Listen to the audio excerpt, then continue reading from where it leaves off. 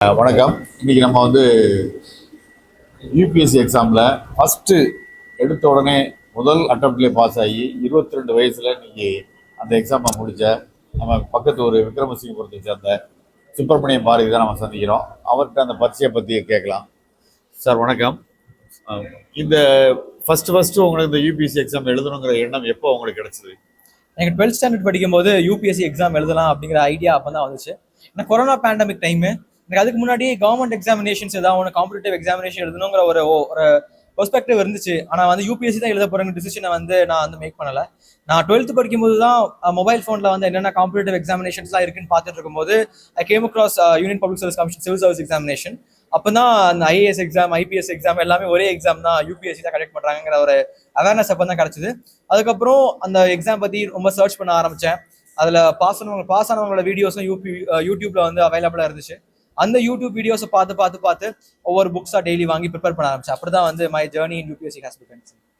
இப்போ நீங்கள் UPSC exam selection பண்ணும்போது பணம்லாம் வேணுமே, நம்மளால இதெல்லாம் முடியுமா நமக்கு அப்படிங்கிற மாதிரி பயம் எங்கேயாவது உங்களுக்கு கிடைச்சதா? அந்த பயம் இருந்துச்சு. ஆனால் அதை விட நம்பிக்கை எனக்கு அதிகமாக இருந்துச்சு. ஏன்னா நம்ம I start my preparation very early. அதனால நிறைய யூடியூப்ல டாப்பர்ஸ் எல்லாரும் பார்த்துருக்கேன். நான் அவங்க எந்த ஒரு கோச்சிங் இன்ஸ்டியூட் போகாமல் செல்ஃப் ப்ரிப்பரேஷன் பண்ணியே கிளியர் பண்ணியிருந்தாங்க. இப்போ அவங்களெல்லாம் பார்க்கும்போது இட் இஸ் டூவபிள் அப்படிங்கிற ஒரு நம்பிக்கை எனக்கு இருந்துச்சு. அப்போ நம்மளாலேயும் முடியும். ஏன்னா டைம் நிறைய இருந்துச்சு, 3 years. ஏன்னா ஃபர்ஸ்ட் இயர்லேயே ஸ்டார்ட் பண்ணதுனால, அது மட்டும் இல்லாமல் பிஏ ஹிஸ்ட்ரி தான் எடுக்கிறதுனால நிறைய ஓவர்லாப்பிங் ஆஃப் சிலபஸும் இருந்துச்சு. அப்போ சீக்கிரமே முடிச்சிடலாங்க ஒரு நம்பிக்கை இருந்துச்சு. ஃபேமிலியிலையுமே எந்த ஒரு கிராஸ் கொஸ்டினும் கேட்கல, அம்மா முழு சப்போர்ட் பண்ணாங்க. அப்போ என்னால் முடியுங்கிற நம்பிக்கை மட்டும் இருந்துச்சு, பயமும் இருந்துச்சு. ஆனால் கொஞ்சம் இப்போ நீங்கள் யூபிஎஸ்சி எக்ஸாம் செலக்ட் பண்ணி போறீங்க, உங்களுக்கு ஏதாவது டிஸ்டர்பன்ஸ் பண்ணுற மாதிரி உங்களுக்கு எங்கேயாவது இடைஞ்சல் வந்துதா? நிறைய இருந்துச்சுங்க இடைஞ்சல்கள். என்கரேஜ்மெண்ட்ஸோட டிஸ்கரேஜ்மெண்ட் அதிகமாக இருந்துச்சு. சொந்தக்காரங்களா இருக்கட்டும், நண்பர்களா இருக்கட்டும், சுற்றி உள்ளவங்களா இருக்கட்டும், நிறைய பேர் என்ன பிஏ ஹிஸ்ட்ரி படிச்சிருந்தா ஐஏஎஸ் ஆயிர முடியுமா உனக்கு யார் சொன்னா, அந்த மாதிரிலாம் நிறைய கொஸ்டின் கேட்டாங்க. என்னோட ஒவ்வொரு டிசிஷனுமே அவங்க கேள்விக்குள்ளாக்குனாங்க. ஏன் ஹிஸ்ட்ரி எடுத்த 11th 12th எடுத்த, ஏன் ஹிஸ்ட்ரி காலேஜில் எடுத்த, ஏன் இந்த காலேஜ் சூஸ் பண்ணல, எந்த காலேஜ் சூஸ் பண்ணல, அடுத்து ஏன் தமிழ் மீடியத்தில் படிச்சு, தமிழ் மீடியம் படிச்சா யூபிஎஸ்சி கிளியர் பண்ண முடியும் யார் சொன்னா, தமிழ் மீடியம் படிச்சுட்டு இங்கிலீஷ்ல மெயின்ஸ் எழுதுற, தமிழ் மீடியம் படிச்சுட்டு இங்கிலீஷ்ல இன்டர்வியூ கொடுக்குற, இந்த மாதிரி ஏராளமான டிஸ்கரேஜிங் கொஸ்டின்ஸ் தான் நிறைய லைஃப்ல வந்துச்சு.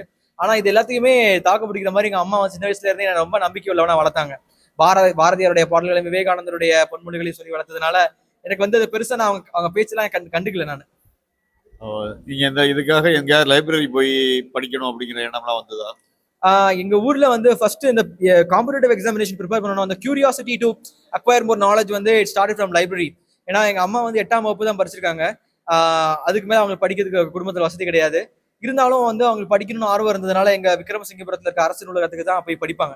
அங்கதான் சுப்பிரமணிய பாரதியாருடைய கவிதைகள், விவேகானந்தர் பற்றி, அப்துல் கலாம் பற்றி தான் கேள்விப்பட்டு எனக்கு சுப்பிரமணிய பாரதினு அவங்க பேர் வச்சு பாரதியார் வாரியா வளர்த்தாங்க. எனக்கும் சின்ன வயசுலயே நான் ஸ்கூல் படிக்கும் போதுல இருந்தே எங்க அம்மா லைப்ரரி கூட்டு போய் பழக்குனாங்க. அதனால லைப்ரரி தான் ஃபர்ஸ்ட் ஸ்டார்டிங்ல எனக்கு சிலபஸ் தாண்டி படிக்கணும், I should aim for the best அப்படிங்கிற அந்த எண்ணம் நூலகத்துல இருந்து ஆரம்பிச்சது. எங்க காலேஜ் லைப்ரரியில ஏராளமான நூலக புக்ஸ் தான் இருந்துச்சு. இந்தியன் கான்ஸ்டியூஷன் பத்தி புக்கு, வேர்ல்டு கான்ஸ்டியூஷன் பத்தி புக்கு, அடுத்து ஹிஸ்டரியில பெரிய பெரிய ஆதர்ஸ், ரொமிலா தாபர், இர்ஃபான் ஹபீப், பெரிய பெரிய ஆதர்ஸ் உடைய புக்ஸ்லாம் இருந்துச்சு. அதெல்லாம் படிக்கும்போது it not only improve my knowledge but also improve my English. Tamil வழியில படிச்சதுனால எனக்கு மற்றவங்கள மாதிரி நானும் நம்பிட்டு இருந்தேன் தமிழ் வழியில படிச்சா இங்கிலீஷ் பேச முடியாதுன்னு. ஆனா அந்த புக்ஸ் எல்லாம் படிச்சதுக்கு அப்புறம் மை இங்கிலீஷ் இம்ப்ரூவ்ட் ஃபெனாமினலி. அதனால library it played a very crucial part in my preparation, sir. இப்போ நீங்க ஜெயிச்சிட்டீங்க, இப்போ உங்களோட மனநிலை எப்படி இருக்கு? என் மனநிலை ரொம்ப மகிழ்ச்சியா இருக்கு. ஏன்னா ஒரு ஜெனரேஷனல் டிரான்ஸ்ஃபர்மேஷன். எங்க அப்பா கூலி வேலை பார்த்தாங்க, அதுக்கு முன்னாடி உள்ளவங்க எல்லாரும் கூலி வேலை தான் பார்த்துட்டு இருந்தாங்க, எங்களுக்கு சொந்தமா வீடு கிடையாது.